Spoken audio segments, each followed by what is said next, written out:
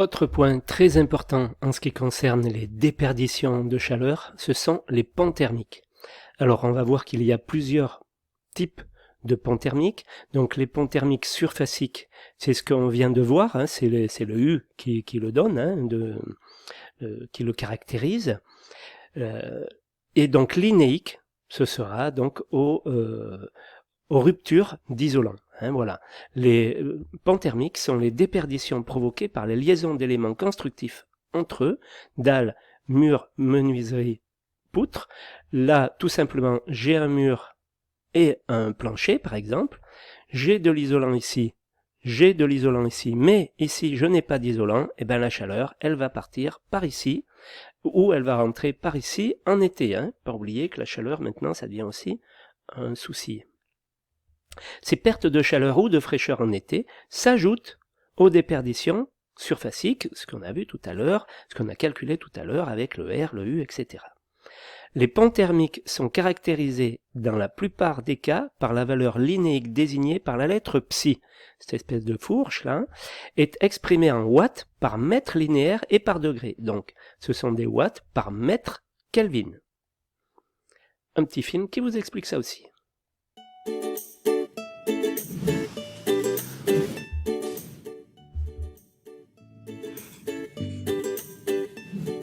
Dans vos chantiers, de construction neuve comme de rénovation, il est question d'isolation. Dès qu'il est question d'isolation, il est question de pont thermique. Avant de traiter les ponts thermiques, voyons ensemble ce qu'est un pont thermique, ou plutôt les ponts thermiques. Un pont thermique, c'est une rupture d'isolation, ou plutôt une discontinuité d'isolation. Il s'agit d'un point faible dont la chaleur va profiter pour s'échapper. Prenons l'exemple d'un mur donnant sur l'extérieur. Ce mur est isolé par l'intérieur et il est en contact avec un mur de refend. A priori, tout le mur extérieur est isolé. Mais si on regarde de plus près, au niveau de la jonction entre les deux murs, un flux de chaleur peut se frayer facilement un chemin. C'est un pont thermique. Vu de l'extérieur, si on observe ce mur avec une caméra thermique, on se rend compte que le processus a lieu sur toute la hauteur du mur, suivant une ligne parfaite. Dans une maison, il existe de nombreuses zones sujettes au pont thermique. La liaison des murs avec les planchers, mais aussi le long des ouvertures, ou encore la liaison des murs de refend avec le sol. Sur une construction existante, il est très difficile de traiter les ponts thermiques car ils sont une partie intégrante du bâti. Une des solutions les plus efficaces reste l'isolation par l'extérieur, qui permet d'assurer une bonne régularité de l'isolation à condition de bien couvrir les soubassements. En construction neuve par contre, il est possible de prévenir au maximum les ponts thermiques. Au niveau des planchers, il est nécessaire de recourir à des rupteurs de pont thermique, à la fois en about et le long des planchers. Au niveau des murs de refend, il est possible de ne pas faire de liaison entre les murs extérieurs et les refends, pour supprimer le pont thermique. La réglementation thermique 2012 impose le traitement des ponts thermiques. Le coefficient de perte des ponts thermiques nommé par la lettre grecque psi ne doit pas dépasser en moyenne la valeur de 0,28 dans l'étude thermique réglementaire. Au final, les ponts thermiques peuvent compter pour une part non négligeable des déperditions, surtout si la construction est fortement isolée. Ce n'est donc plus un détail que de parler de ponts thermiques et de trouver le moyen de les combattre un à un. Donc après les ponts thermiques linéiques, il y a les ponts thermiques structurels.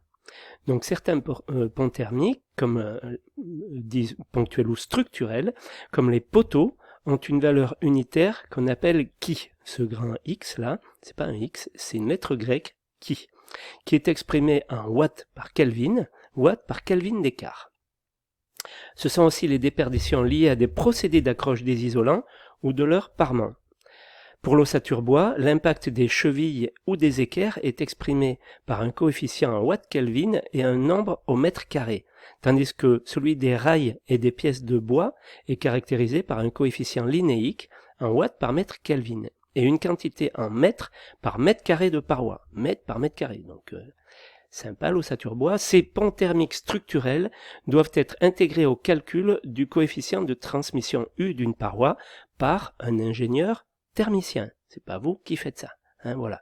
Donc là, j'ai une vis métallique pour fixer l'ossature sur le mur du doublage, et bien à cet endroit-là, j'ai un pan thermique structurel. Donc voilà, aujourd'hui, bon, on va voir comment c'est traité. Mais ils existent sur les constructions un petit peu vieilles, hein, qui ont une dizaine, vingtaine d'années. On a plein de petits pans thermiques structurels comme ça.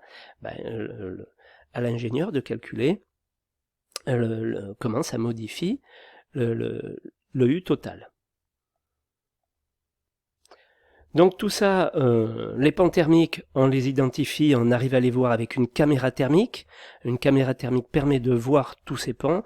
Donc plus je vais être en rouge, plus je vais avoir un pan thermique important.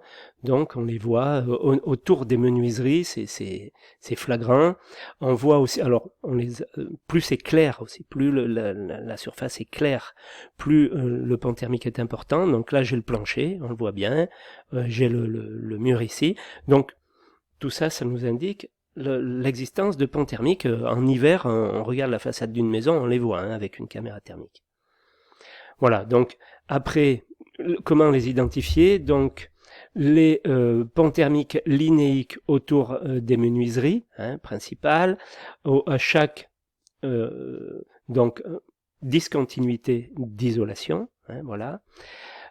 On va avoir plein de pans thermiques linéiques. Je pensais qu'il vous en... Si, fixation des doublages, là on a des pans thermiques structurels. Et puis voilà donc en général où se situent les pans thermiques. Vous voyez qu'il y en a un peu partout, autour de la tuile à douille, autour de la fenêtre de toit. Et puis voilà, à chaque fois qu'il y a une jonction de deux matériaux différents, quoi.